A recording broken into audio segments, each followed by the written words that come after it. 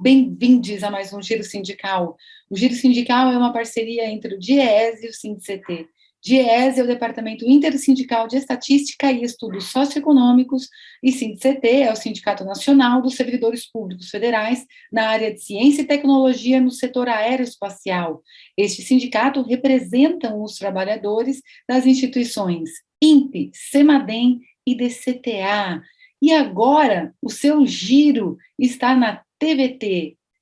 Bom, feitas as introduções, vamos agora para o nosso assunto. Vamos conversar sobre algo que tem tirado o sono de todos os brasileiros e brasileiras. Vamos falar sobre o preço dos combustíveis e, por consequência, também vamos abordar a Petrobras. No ano de 2021, o preço dos combustíveis foi responsável por 1/4 da inflação. A inflação ultrapassou os 10% medida pelo IPCA e foi o maior índice em décadas. Isso significa dizer que ao menos 2,5% de todo esse numerozão, que foram os 10%, foram contribuição dos combustíveis. Apenas o item gasolina subiu mais de 47% em 2021.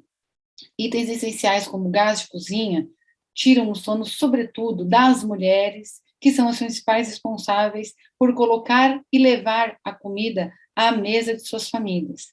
Para conversar com a gente sobre o item combustíveis, como afeta a população e sobre também o futuro da Petrobras, a gente tem aqui o nosso convidado especializadíssimo no assunto, o economista Cloviomar Cararini, que é assessor da Federação Única dos Trabalhadores e técnico do DIEESE. Cloviomar, obrigada mais uma vez por estar conosco, por atender a gente. Obrigado, Renata. Eu que agradeço o convite para estar aqui com vocês, mais uma vez. Cloviomar, para a gente começar aqui a nossa conversa, explica algo que deve ser a dúvida de muita gente.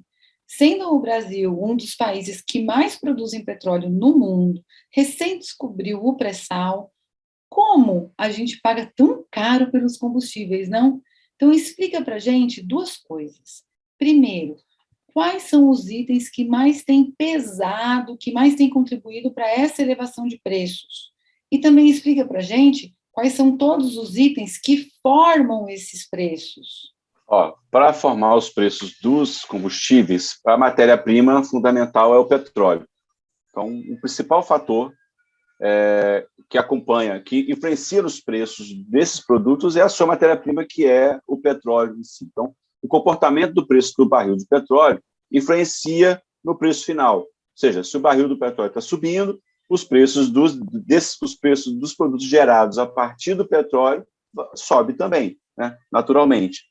E quando cai, e vice-versa. Esse é um principal fator. O segundo fator, que tem a ver com escolhas que a gente aqui no Brasil está fazendo recentemente, até que você falou, você lembrou bem, o Brasil produz petróleo, o Brasil tem muito petróleo, tem uma reserva gigante, o Brasil é um dos 10 maiores produtores de petróleo do mundo, o Brasil exporta petróleo, o Brasil tem um parque de refino imenso, mas o Brasil escolheu recentemente adotar uma política de acompanhar os preços internacionais da gasolina, do diesel, do gás de cozinha, que está ligado ao petróleo. Diferente de um país que importa gasolina, o Brasil não importa gasolina, o Brasil tem uma geração de gasolina suficiente, praticamente, para o seu consumo nacional, mas isso não é levado em consideração. Na hora de formar o preço, o Brasil escolhe acompanhar o preço da gasolina no mercado internacional. Então, se você tem, por exemplo, agora um conflito acontecendo na Ucrânia, entre a Rússia e a Europa e os Estados Unidos, influencia em mim e você aqui. Por quê? Porque sobe o preço do barril do petróleo no mundo todo, e aí acaba subindo aqui no Brasil também, e o Brasil, teoricamente, não tem nada a ver com esse conflito, né? Então, acho que esse são os dois grandes fatores que influenciam nesse aumento recente dos preços dos combustíveis, ou seja, o barril do petróleo subindo por uma série de fatores e a política de preços praticada pela Petrobras recentemente de acompanhar os preços internacionais. Em períodos anteriores, a gente já viu o preço do petróleo subir, mas a gasolina, o diesel, os derivados não subiam aqui, porque você tinha uma leitura diferente de perceber que, para que eu venda gasolina no Brasil, eu preciso usar os preços de produção aqui no país, né? Então, esse é um caso, são esses dois grandes fatores. Acho que é importante também a gente pegar como uma questão e olhar como exemplo gasolina e o gás de cozinha. A gente vai perceber, dentro desses dois produtos, na formação dos preços desses produtos, você consegue também perceber o comportamento e o que está influenciando. Se eu olho a gasolina, que bem rapidamente, na composição do preço dela, eu tenho o item ali, refinaria, né, o etanol, que são as misturas que se usa na formação do produto gasolina, né, em si, aquela garrafinha que a gente compra de gasolina. Ali está, né, o refinaria e o etanol, a mistura, que é o que mais subiu agora, sua participação nos preços. Você tem os impostos, que são cobrados a partir de qualquer produto, inclusive os derivados, e você tem ali aqueles atores que atuam no meio, entre a refinaria e o consumidor, que é as empresas que compram da refinaria e revendem nos postos, e os postos que vendem para mim, para você, para todo mundo. Esses dois atores também estão nesse jogo, que estão perdendo participação. Então, no caso da gasolina, a gente percebe claramente isso, de que aumenta nos últimos 10 anos, aumentou a participação e o peso dos preços da gasolina das refinarias. Então, é ela que está subindo os preços, por conta dessa política de preço que eu falei.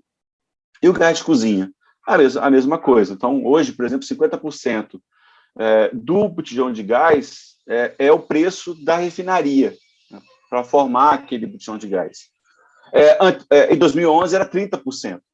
Então, é isso que está agora, sem dúvida nenhuma, empurrando os preços dos derivados para cima. Bom, a gente já introduziu aqui o tema, fizemos um esquenta, e aí, enquanto a turma vai aí assentando esse monte de informações, a gente vai fazer um comercial e o Giro Sindical volta já.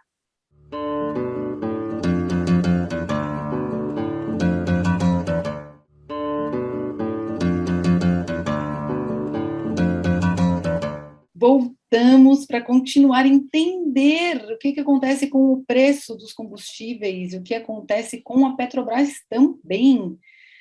Vamos agora explorar um tema que é recorrente, que é o tema dos impostos. A pergunta é a seguinte: qual é a participação dos impostos no preço dos combustíveis? Isso porque, nessa situação de aumento, ela tem sido recorrentemente colocada como o vilão.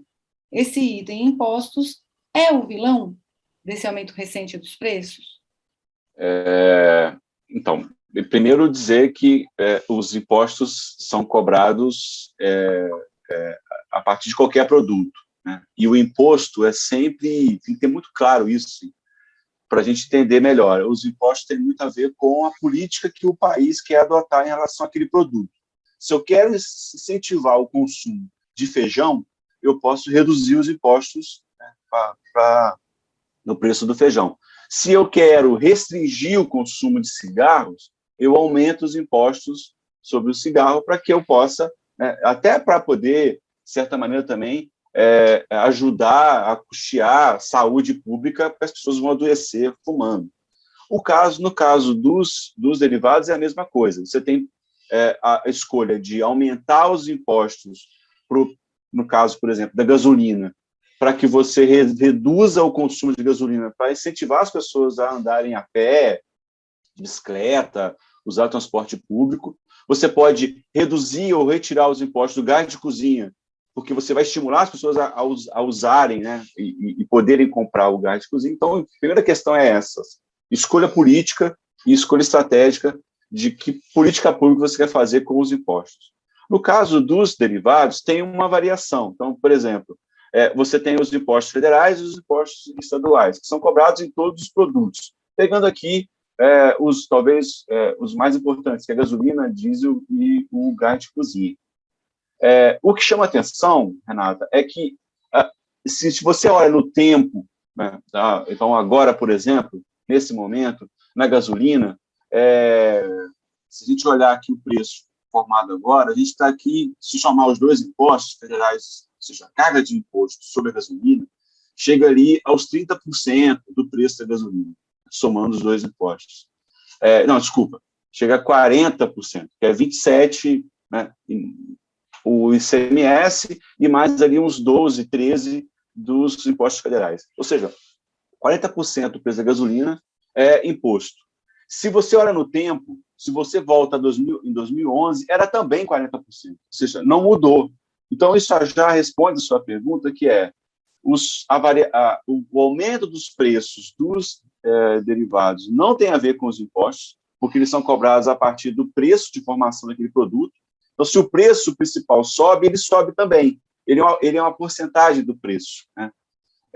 No caso do gás de cozinha, houve o contrário. O gás de cozinha subiu, disparou, né? Chegou agora a mais de R$140 um gás de cozinha no Brasil, já tem até chegou a 150 o botijão, e o governo reduziu os impostos, retirou os impostos, e o preço subiu.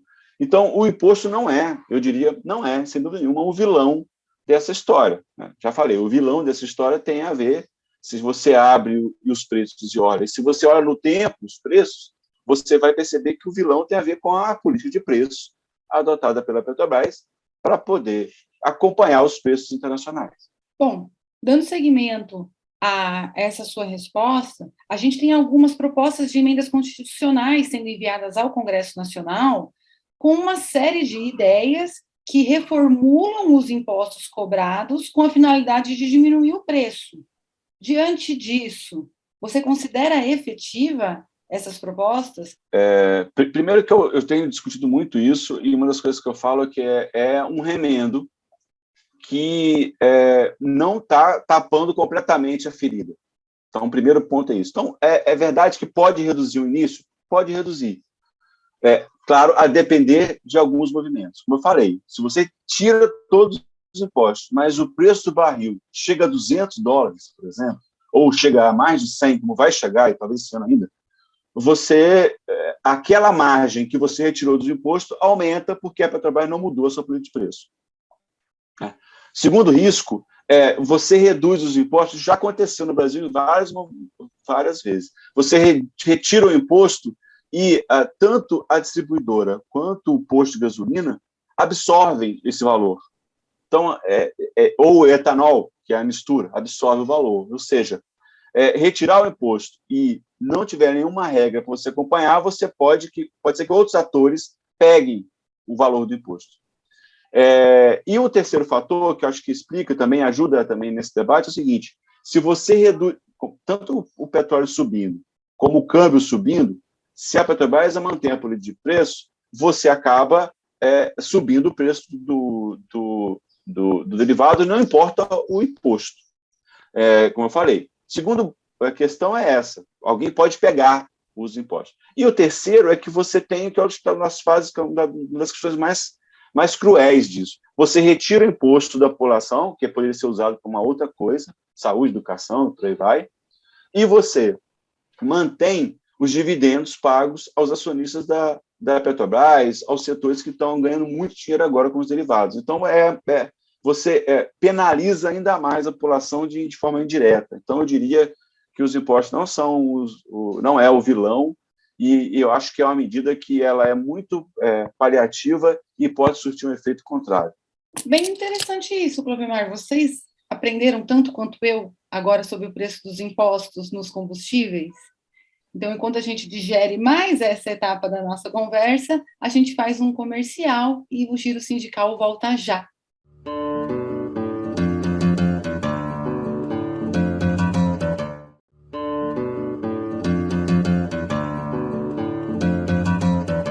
Voltamos para o nosso terceiro e último bloco de mais um Giro Sindical.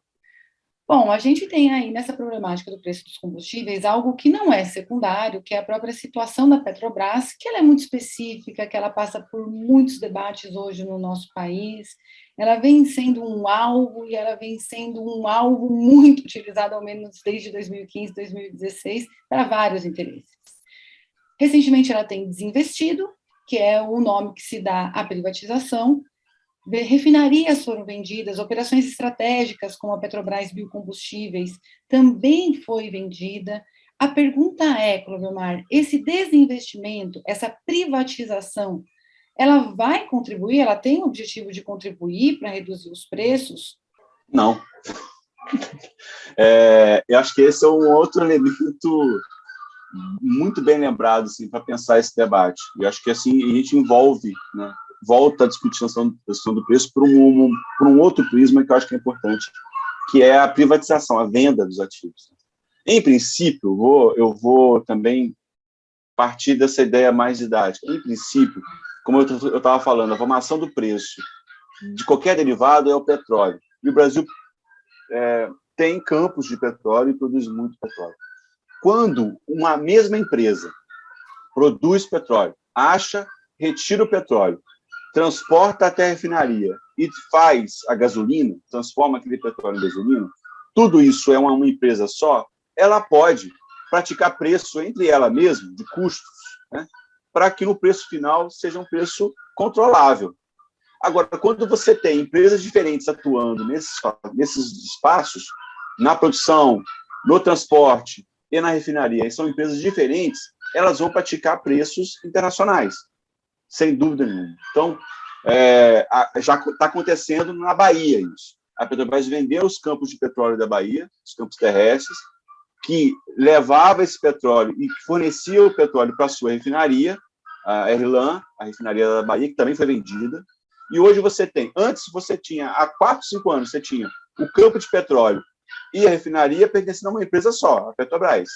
Agora você tem campos com várias empresas produzindo e uma refinaria com uma empresa também de fora, privada. E aí, o preço, nessa escala, o preço é o maior preço possível, porque todos querem aumentar seu lucro. Não há uma cooperação entre eles. O primeiro elemento é esse. O segundo elemento, para pensar também esse debate, a referência disso, assim, é o caso real. Eu acabei de fazer essas contas, fiz hoje essas contas, e a gente já tem aqui, desde setembro do ano passado, que a refinaria agora chamada Mataripe, refinaria da Bahia, está sendo operada por uma empresa privada. E ela também vem aumentando os preços da gasolina, né, do diesel, do gás de cozinha. Eu peguei o caso da gasolina para a gente comparar. E eu peguei os preços da Petrobras no Brasil todo e os preços da Bahia. Então, quem mora na Bahia e está assistindo esse programa, até setembro de 2021, ou seja, até enquanto a Petrobras operava a refinaria, o preço na Bahia, o preço da refinaria, o preço dos derivados, da gasolina, na refinaria da Bahia, era muito parecido com o preço nacional. Né? Então, enquanto no Brasil era R$ 2,80 o litro de gasolina, na Bahia era R$ 2,80 o litro de gasolina. Ou seja, era muito parecido. Isso historicamente. Eu voltei no tempo e é sempre isso, muito próximo. Um pouco abaixo, um pouco acima, mas muito próximo. Agora não. Né? Já agora, só esse ano, essa refinaria já reajustou o preço 3 vezes, 4 vezes, só esse ano. A Petrobras reajustou 3 vezes, então ela já fez um reajuste a mais do que a Petrobras, né, que não está mais na Bahia. E, além disso, agora o preço da gasolina na Bahia é 7,6% maior do que o preço nacional. Então, assim, enquanto o preço nacional é 3,25, na Bahia é 3,50. Ou seja, esse é um bom exemplo para mostrar que uma refinaria privada com a produção privada, os preços vão aumentar mais do que se a refinaria fosse estatal ou com uma só empresa, né? Que também nem precisa ser estatal, né? Mas se for uma só empresa. Então, acho que esse é um caso que mostra bem um efeito da privatização, da venda de ativos, nos preços finais dos produtos. Né? Eu tenho mais atores atuando e atores agora que não são estatais ou são estatais de outros países que têm outra prioridade e que pretendem aumentar seus lucros. É interessantíssimo esse exemplo que você trouxe da Bahia e muito recente, não? Demonstrando a tese contrária de que privatizar não diminui os preços. Por fim, uma última pergunta, que acho que é a pergunta que muito brasileiro tem no coração, né? Que é possível a gente ter uma empresa estatal forte e saudável e combustíveis mais baratos? Porque a gente aprendeu nos últimos anos de que a gente não quer nem acabar com a empresa, gerir mal a empresa ou que o valha, e nem queremos combustíveis também caros. É possível conciliar essas duas coisas? Sim, sim, sempre foi, sempre foi. Se a gente volta no tempo e olha o papel que foi a criação, né? Para que foi criada a Petrobras? Um dos motivos era esse, né? Abastecer com garantia e com qualidade o povo brasileiro. E se você olha no tempo, até no período mais recente, se você volta de 2003 até agora, você vai perceber que a Petrobras tinha lucro, né? Tanto o preço subindo ou descendo, né? Tinha lucro e pagava dividendos aos seus acionistas. Isso sempre aconteceu. E a Petrobras sempre também, como eu falei mais no início, né? Até 2016, até principalmente ali pós-golpe, e a chegada do governo Temer, até essa implantação dessa política de preços de qualidade de importação que a Petrobras vem adotando, o que a gente percebia é que os preços internacionais subiam e desciam, mas a Petrobras levava em consideração, acho que essa é a saída, levava em consideração outros elementos. Então, por exemplo, se a gente está produzindo agora, e está mesmo, produzindo agora no pré-sal com um custo bem menor de produção, ou seja, o preço do barril, de custo de produção do barril de petróleo, está muito abaixo dos $80, que é o preço internacional agora. Está muito abaixo. Se você coloca também investimento, vai chegar ali, e também os impostos, vai chegar nos $20, $18, para produzir petróleo no Brasil, hoje. E não 80. Então, já parte desse princípio, né? O outro fator também que ajuda a pensar, assim, uma outra possibilidade qual é o mercado consumidor? O Brasil aumentou o seu consumo? As refinarias reduziram o custo? As refinarias aumentaram a sua produção? Isso tudo influencia no preço. Se você produz mais na refinaria, o custo é menor e você pode vender mais barato. Também foi adotada uma política na Petrobras de reduzir a produção das refinarias, estimular a entrada de importadores de derivados para que essa paridade internacional já aconteça ali, nesse momento, né? Então, assim, sem dúvida nenhuma, é possível pensar numa outra política de preço, já foi feita, e que mantém lucro da Petrobras. A Petrobras é uma empresa muito rentável, sempre teve lucro, e, ao mesmo tempo, pagando dividendos aos seus acionistas. O que a gente percebe agora, seja na política de preços, que está retirando renda da população e levando, né, para a empresa, para a Petrobras, seja na venda de ativos, que está vendendo patrimônio que é público e está jogando esse dinheiro dentro da empresa, seja no aumento da financiarização da empresa, pegando mais dinheiro emprestado ou se envolvendo cada vez mais em pagamento de juros, que retira a renda da empresa e joga para a empresa. Isso tudo faz com que a empresa agora também passe a aumentar o pagamento de dividendos a poucas famílias. Então, o que a gente percebe antes, uma política clara de aproveitar a redução a produção de petróleo, né? O país já produz, para distribuir esse ganho com a população via preço, e agora não. Agora é uma política de via preço dos derivados, eu aumento a renda da empresa, que aumenta o pagamento de dividendos para os seus acionistas. Muito bem. Muito obrigada, Clovemar, por toda a sua contribuição. São anos de estudo, não são apenas meia hora aqui que vão resumir tudo isso que você tem aí para nos oferecer. Então, numa outra oportunidade, a gente espera também contar com você. E eu sou Renata Belzunces e apresentei mais um Giro Sindical. Clovemar, passo para você fazer suas considerações finais, seu tchauzinho. Agradeço o convite, a gente está sempre à disposição para conversar sobre esse assunto, é um assunto importante, que influencia muito na nossa vida, é o debate, sem dúvida, o debate central das eleições agora desse ano, E eu acho que a gente pode depois voltar a fazer mais, aprofundar algum ponto desse debate. Agradecer o convite. Muito obrigado. Seguimos.